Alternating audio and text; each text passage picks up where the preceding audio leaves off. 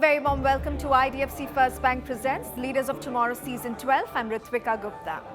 This evening on the show, we are going to be decoding what it takes for a cup of coffee to go global. I'll be chatting with Sushant Dash, CEO Tata Starbucks, to find out the secret sauce behind their global dominance, their journey in India, and much more. Listen in.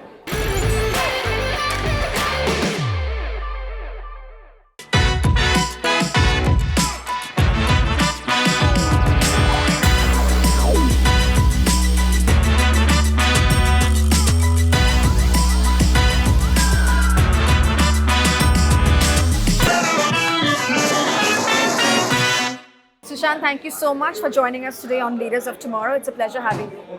My pleasure. Thank you for inviting me. So, Starbucks, it's a global statement. And my first question to you would be, what does it take for a cup of coffee to achieve this level of global popularity? In other words, what has been, according to you, Starbucks' success mantra, all these years?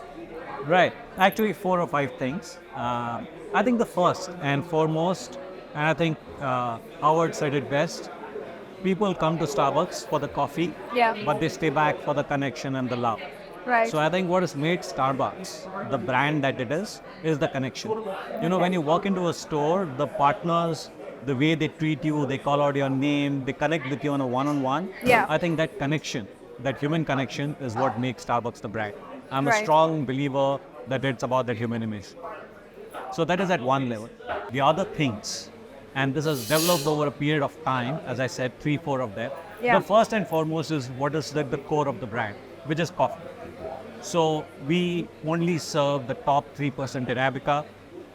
Before it goes to the consumer, it is checked 15 times by tasters at different points of time to ensure the quality. Sure. We ensure sustainability, ensuring that the farmers get the right value in terms of being right for the planet. So those are things that the consumer understands. So I think being true to the coffee, both in terms of the beans, the roast, and then the craftsmanship at the store. Because if you stand for something, I think it's important that you need to be the best in that and make a difference. I think the third thing is in terms of innovation.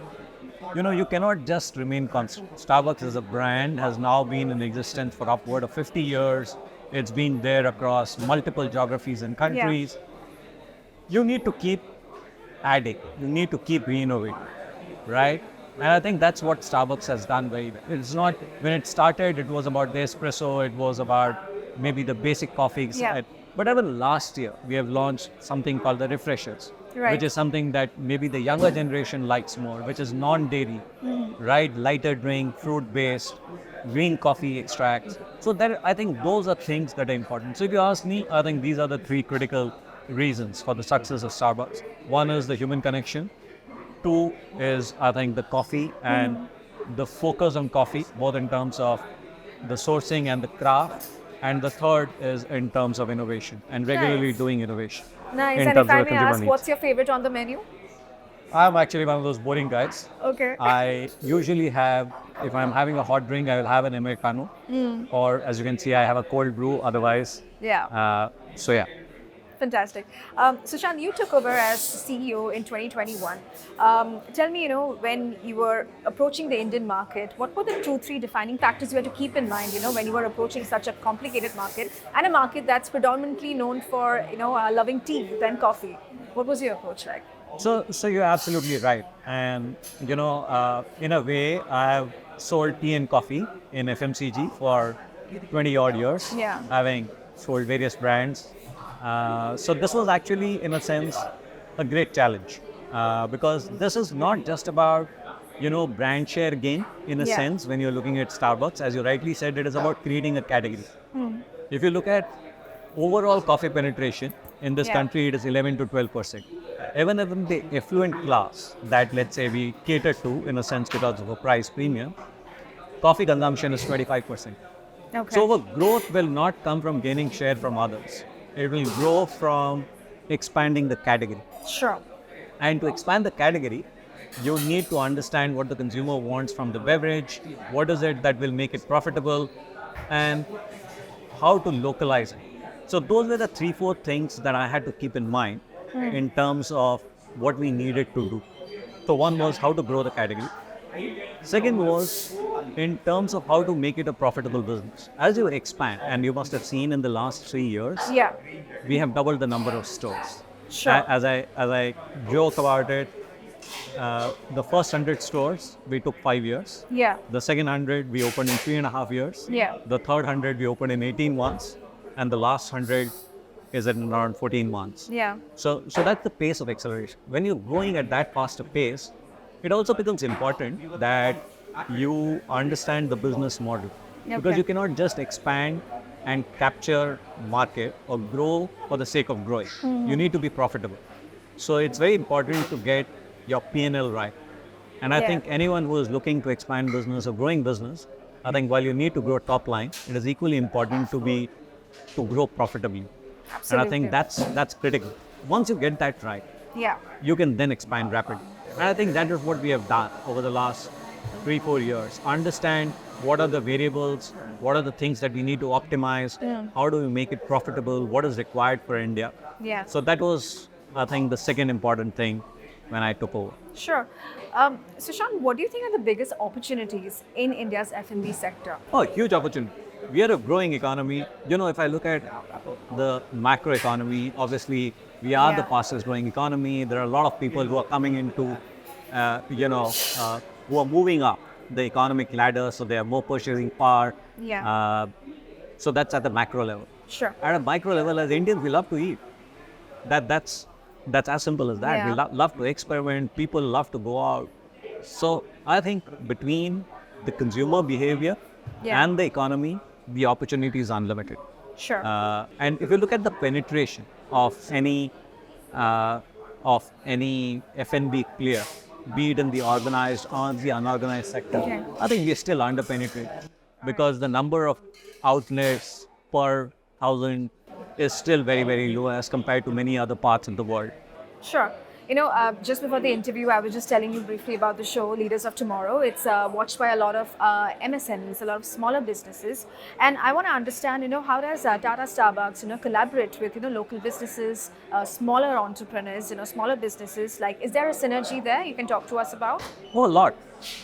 In fact, one of our big things, and as I said, if you want to make the business successful, and as you expand, because we are also going a lot into the smaller cities and towns. Yeah. In fact, again, in the last 3 to 4 years, we were maybe in 12 cities 3 years back. We are today in 61 cities. Okay. So we are now in tier 2. We are in the smallest of cities. So as you expand, you also need to have vendors who can go to those markets, who understand those markets. Yeah. The second thing that we needed to do as we expanded to optimize our cost was also to localize our ingredients, right?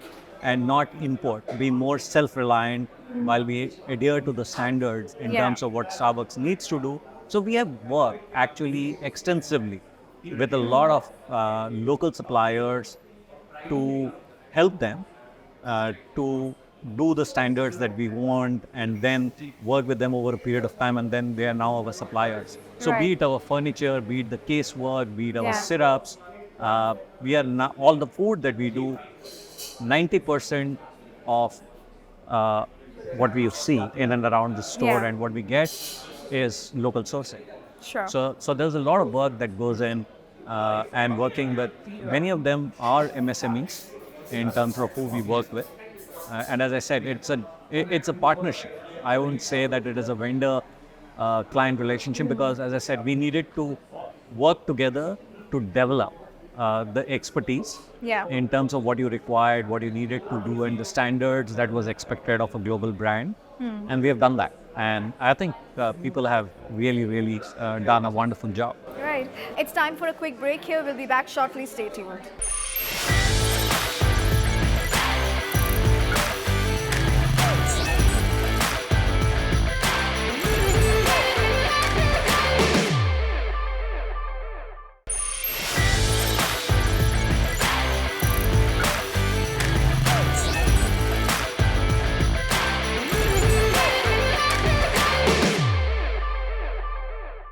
Welcome back. You're watching IDFC First Bank presents Leaders of Tomorrow Season 12.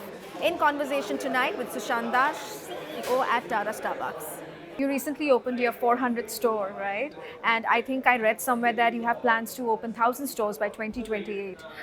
So my question is in two parts. A, how do you plan to achieve that? And secondly, what do you look at, when you're approaching a new location? What is the criteria that you're looking at here?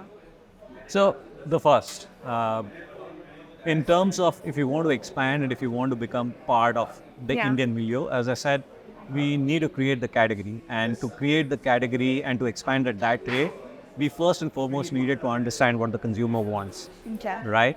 And there are 3-4 things that we are trying to do to address the consumer requirements. Yeah. And I'll give you a few examples. So, for example, and this is where I think localization comes in Yeah. to a large extent, and understanding the nuances of the consumer comes in. Yeah. So, for example, one of the things that when we went to the consumer and tried to understand what the consumer wants, we realized is when, for example, you're going out, Yeah. with your colleagues from office, and there are a bunch of 5-6 of you. Yeah. Sometimes what tends to happen is there will be a couple of them, and you say, let's go to a Starbucks for Yeah. coffee. There'll be 1 or 2 of them who will say, I don't drink coffee. Yeah. मैं तो चाय पीता हूँ, right? And that That's will right. happen regularly. Then what happens is the group will not go to a Starbucks, Yeah. right? Or second cases, many times we realize that while, let's say, the people used to come on weekdays from office, on weekends we realized they don't come to a Starbucks as much. Mainly those with older parents or with younger kids. And when we went to find out as to why, they said older parents are not comfortable with coffee, they want the masala chai, or many Correct. times in Yeah. India, that's what we are grown up with, right? Yeah. Or in India, as we know, many families don't serve tea or coffee to younger kids because of caffeine. It's like an adult drink. You need to reach the age of 13, 14. It is like a rite of Yeah. passage, right? That you have become an adult and you get your first cup of tea or Right. coffee. So on weekends, when they have to go out with the kids, they won't come to a Starbucks. So what we have done to ensure that we don't lose out on these Yeah. kind of things is we now have masala chai, we have elaichi chai, we have filter coffee, we have milkshakes for Nice. kids. So then you don't lose out. That is how you grow. These are Okay. small insights, but to be focused in terms of what the consumer wants is what will give us the growth. Similarly with our food, in India again, unlike the West, where coffee is a habit, so people go pick up their coffee, walk, go to the office, or in India, people come to a Starbucks because it's an occasion, right? Or it is an indulgence. Yeah. And as Indians, we like to eat something with our beverage. Yeah. Even at home, when you have your morning chai or coffee in the afternoon, you want your cookies or your biscuits or something or the other.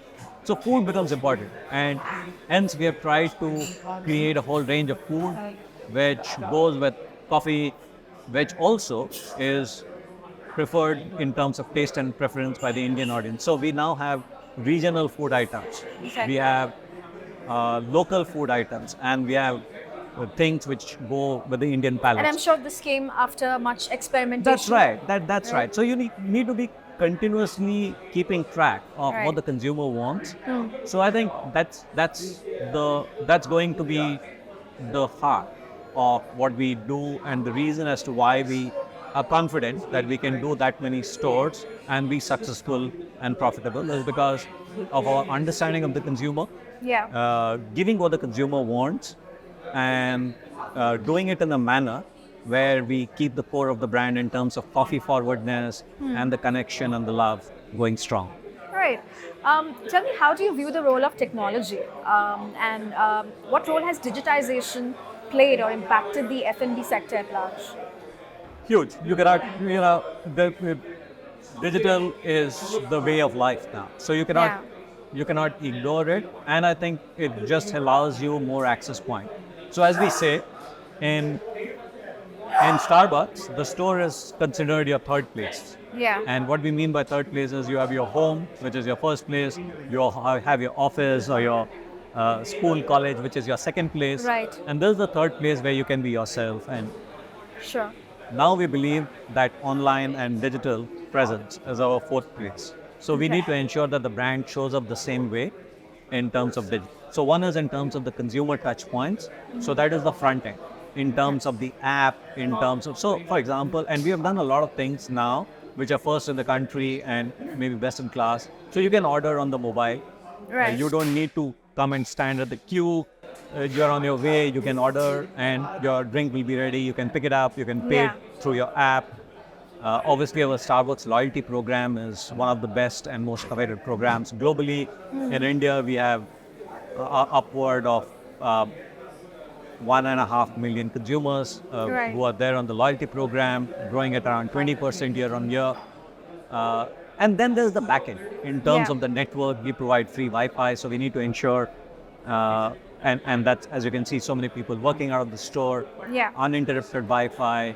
That requires the backend to be strong. Sure. And then data and analytics. In terms of, we use AI now. For example, if you open the app, if you have the app, it will tell you, for example, what could be a possible drink based on your past. Right. And we try to replicate the barista in terms of, when it opens, it says, "Hi, Sushant, your favorite drink is an Americano. Would you like the same?" Stuff like that. Correct. Nice. Sushant, I'm keen to understand, how do you think the world today views India?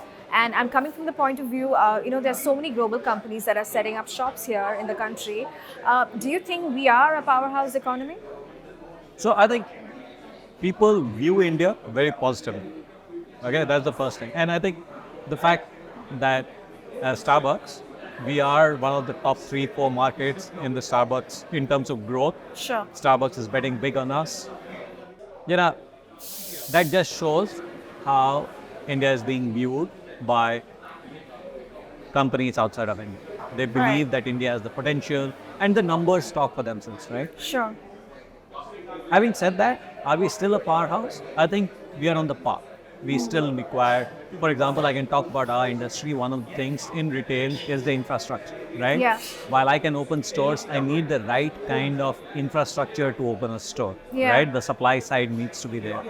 And that is developing, but I don't think we're still there in terms of, if we compare with many of the other countries, the developed markets, in terms of high streets, in terms of malls, in terms. But I think we are on the right track. So, and people understand that, and that is why people are setting up shop and investing. Right. So, what's the road ahead for Tata Starbucks here in India? What else can we expect from you in the coming years? Hopefully, more innovation. Hopefully, being a part of people's daily life, and hopefully, coffee as a habit. Nice. Sushant, the theme for our show this season is powering entrepreneurs for the global stage. My final question to you, an advice that you'd like to leave, for our viewers who are watching the show. How can they achieve global success? If they want to go global from local, what would be your advice to them? I think, the advice is the same, whether you want to go global or you want to be successful. And I know it sounds kind of like one of those cliches, but I think that's what's worked for me. I think first is be focused on the consumer. You need to be absolutely sure as to what a consumer wants. Two, I think more than the strategy, it is about execution. Get your execution right. A lot of people will have great ideas. A lot of people have a great strategy. But what differentiates and makes you successful is to execute it. All right. And the third and most important thing is keep it simple. Don't complicate it. I think many times we get caught in our own, web, so as to say, or the nuances. But I think business is not that complicated. So you can keep it simple. Great. Well, it was lovely chatting with you. Thank you so much for being on the show. Thank you. With that, it's a wrap on this episode of IDFC First Bank Presents Leaders of Tomorrow Season 12. We hope you enjoyed the conversation. Thank you for watching. Goodbye.